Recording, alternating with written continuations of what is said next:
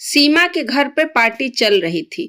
कई सारे मेहमान आए हुए थे। उसमें शहर के बहुत सारे समृद्ध और प्रभावशाली लोग भी थे।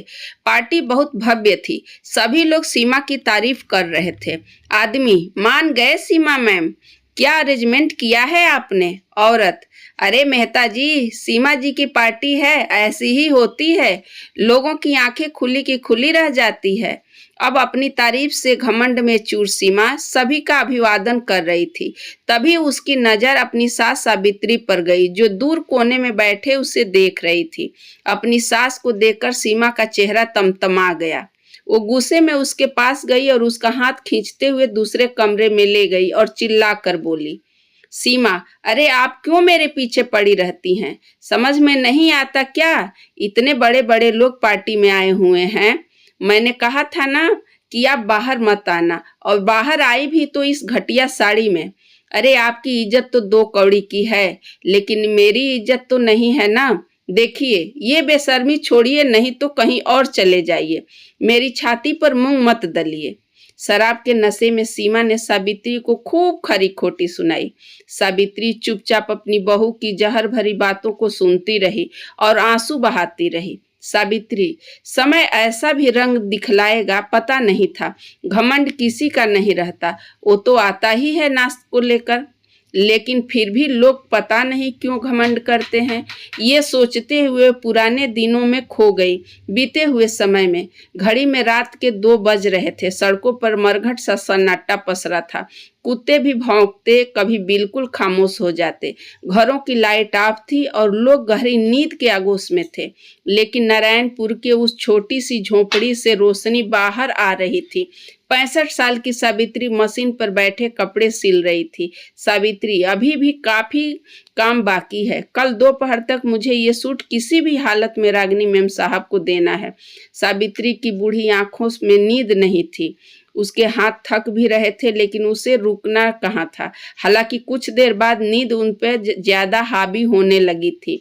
वो उठ कर गई और अपनी आंखों पर पानी के छींटे मारने लगी। यह देखकर उसकी बहू सीमा, जो सावित्री के पास ही बैठी पढ़ाई कर रही थी, उसने कहा, सीमा माँ जी, आप थोड़ी देर आराम कर लेती, मैं देख रही हूँ कि आपको नींद आ रही है। सावित्री, अरे नहीं नहीं बहू, मुझे नींद नहीं आ रही। मुझे यह काम कल तक खत्म करना है। देख, तू परेशान मत हो और तू अपनी पढ़ाई कर। तेरी परीक्षा नजदीक है ना? तेरी तैयारी तो सही से हो रही है ना? सीमा, हाँ माँ जी, तैयारी तो हो रही है। अब देखिए परीक्षा का रिजल्ट कैसे आता है। वैसे भी मैंने तय किया है कि सावित्री, क्या तय किया लिया है? सीमा, यही कि अगर इस बार मेरा सिलेक्शन नहीं हुआ तो मैं आगे परीक्षा नहीं दूंगी। मैं आपके काम में हाथ बटाऊंगी। उसकी बातों को सुनकर सावित्री ने उसके मुंह पर उंगली रखी और कहा, सावित्री बहू, ऐसा भूल कर मत कहना। क्यों नहीं होगा तेरा?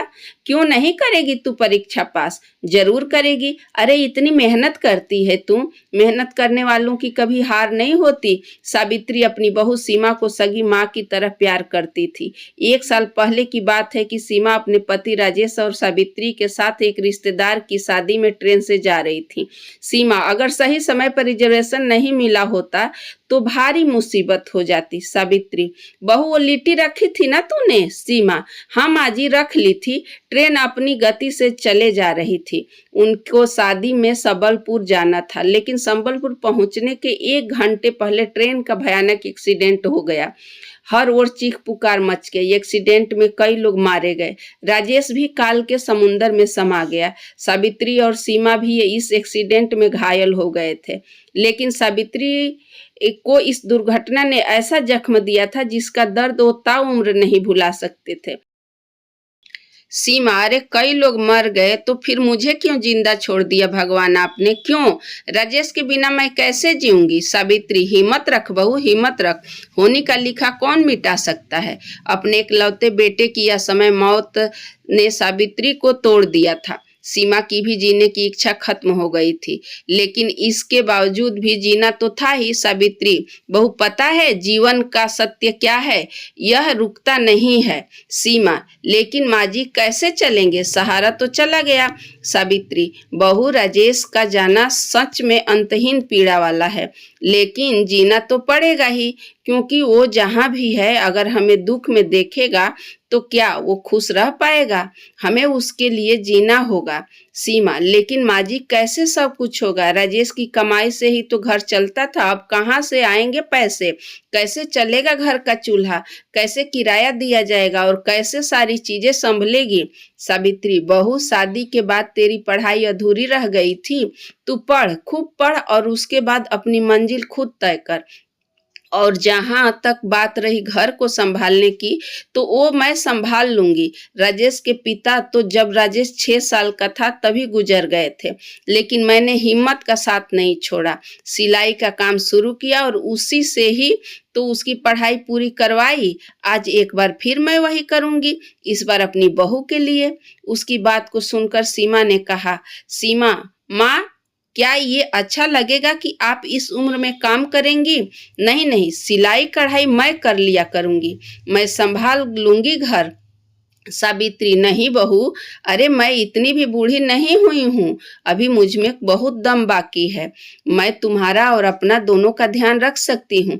बस मन लगाकर पढ़, अपनी पढ़ाई पूरी कर और नौकरी की तैयारी कर। सावित्री सिलाई का काम करने लगी और सीमा ने अपनी अधूरी पढ़ाई को पूरा करना शुरू किया।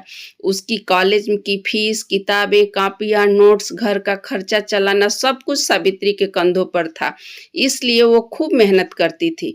धीरे धीरे सावित्री की मेहनत और सीमा की लगन के कारण उसने एमए की परीक्षा फर्स्ट क्लास में पास की। सीमा, ये सब आपका आशीर्वाद है माँ, नहीं तो मैं तो हिम्मत ही हार चुकी थी।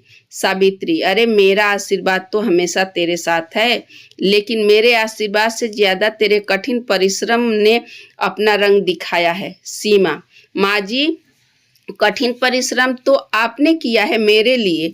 पढ़ाई पूरी करने के बाद सीमा नौकरी के लिए परीक्षा देने लगी, लेकिन हर बार 1 या 2 नंबर से उसका सिलेक्शन छूट जाता।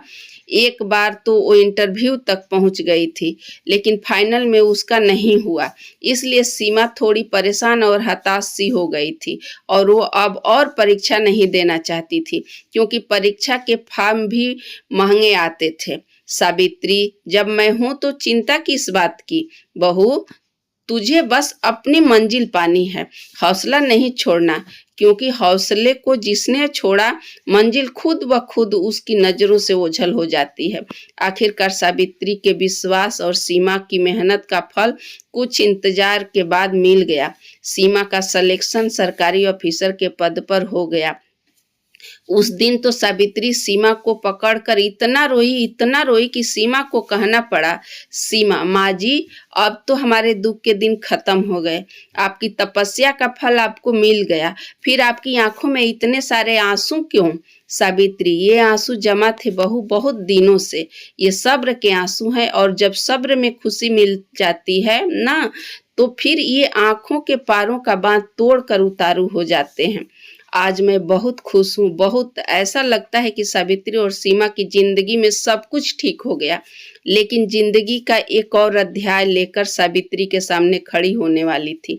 जिस बहू के लिए उसने दिन और रात की परवाह नहीं की, रात दिन मेहनत की, वो बहू अब बदल गई थी। घमंड उसमें फूट फूट कर भर गया था। अफसर की नौकरी के आगे वो किसी को कुछ नहीं समझती थी। ऑफिस में भी लोगों से बदतमीजी से बात करती थी, काम के बदले घूस भी मांगती थी और नहीं देने पर उन पर अपना रौब जताती। एक दिन की बात है, सीमा ऑफिस में बैठी है और वो किसी औरत को डांट रही है। सीमा, अरे दिमाग खा गई हो तुम तो मेरा, दूर हटो मुझसे, कहाँ कहाँ से चले आते हैं। औरत, आप गुस्सा क्यों होती हैं मैम?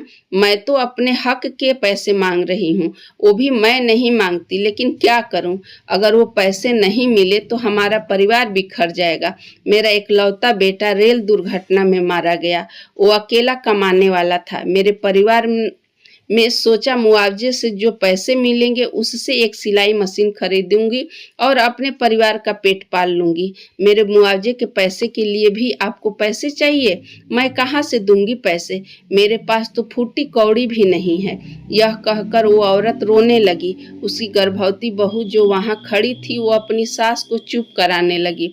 अपने सामने ये दृश्य देखकर सीमा अपने पिछले दिनों में पहुंच गई। सावित्री का चेहरा उसकी आंखों के आगे घूमने लगा। उसे उसकी तपस्या याद आने लगी। न चाहते हुए भी उसकी आंखों से आंसू का सैलाब बाहर निकल आया। सीमा, आज मैं जो कुछ भी हूँ सब माँ जी के कारण हूँ, और जब मुझे सब मिल गया तो देखो मैं कैसे घमंड ने मुझे अपने दलदल में फंसा लिया। माँ जी को नीचा दिखाया, जरूरतमंदों को नीचा दिखाने लगी। ये सब क्यों करने लगी मैं? क्यों? मुझसे गलती हुई है, भारी गलती। मुझे ये गलती सुधारनी है। सीमा ने उसके मुआवजे की फाइल तुरंत पास की और ऑफिस से अपने घर को निकल गई। घर पहुंचकर वो सीधा अपनी सास के कमरे में गई। उसकी सास लेटी हुई थी। उसने उसके पांव पकड़ लिए और उसने माफी मांगने लगी। सीमा, माँ जी मुझे माफ कर दीजिए। पता नहीं मुझे किस बात का घमंड हो गया। अरे ये सब कुछ तो आपका दिया है। आपके चलते लोग मुझे जानते हैं, लेकिन मैं ये भूल कर खुद को भी सब कुछ समझने लगी थी। माफ कर दीजिए माँ जी, प्लीज माफ कर दीजिए। सीमा अपनी सास के पांव पकड़कर रोए जा रही थी, लेकिन सावित्री तो अचेत सी पड़ी थी और वो घमंड की दुनिया को छोड़कर कहीं दूर जा चुकी थी। सीमा को जब अपनी सास के गुजरने का पता लगा तो वो रो रो कर उसका बुरा हाल हो गया। वो बार बार खुद को कोसने लगी, लेकिन अब क्या होता। हालांकि अब उसे जीवन की सबसे बड़ी सीख मिल गई थी, घमंड से दूर रहने की सीख।